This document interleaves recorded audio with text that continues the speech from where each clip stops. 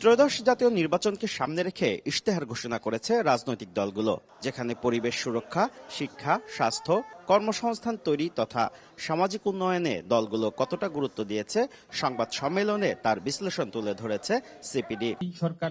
Mega প্রকল্পে নজর না দিয়ে প্রতিটি দলই কর্মসংস্থান তৈরিতে সর্বোচ্চ জোর দিয়েছে, যা ইতিবাচক বলে মন্তব্য করেন সিপিডির গবেষণা পরিচালক খন্দকার গোলাম মোয়াজ্জেম। এবার যে জাতীয় পর্যায়ে আমরা যে ম্যানিফেস্টোগুলো দেখলাম, এর সবচেয়ে বড় দুর্বলতা হলো এর ফাইন্যান্সিং কাঠামো নেই।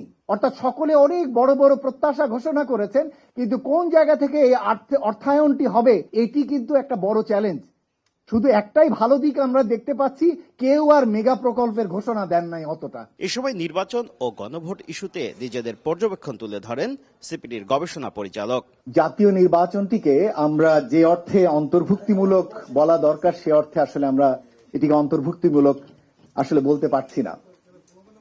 আবার একই সাথে গণভোটের যে কাঠামো দুর্বলতা, অধ্যাদেশের দুর্বলতা, সে কারণে ফলাফল নিয়েও এক ধরনের গ্রহণযোগ্যতার প্রশ্ন থাকতে পারে। আমরা ভেবেছিলাম যে নির্বাচনে অনেকগুলো দল অংশ নেবেন, কিন্তু প্রকারান্তরে এখন একটা দ্বিদলীয় নির্বাচন হতে যাচ্ছে। সিপিডি বলছে, নানা উদ্যোগের প্রতিশ্রুতি দেওয়া হলেও তা বাস্তবায়নে অর্থের যোগান আসবে কোথা থেকে তার উল্লেখ নেই নির্বাচনী ইশতেহারে। অর্থনীতি বাঁচাতে নতুন ব্যাংক অনুমোদন না দিয়ে বরং দুর্বল ব্যাংকগুলো বন্ধ করে দেওয়ার সুযোগ আছে। নতুন সরকারকে সে ব্যাপারে নজর দেওয়ার অনুরোধ করেছে সিপিডি। শুভ খান, সময় সংবাদ, ঢাকা। মা, পিম্পল 5 দিনেই চলে যাবে। যাবে না মা। যাক, নিমের 5 অংশের পাওয়ারে 5 দিনেই দূর হবে পিম্পল।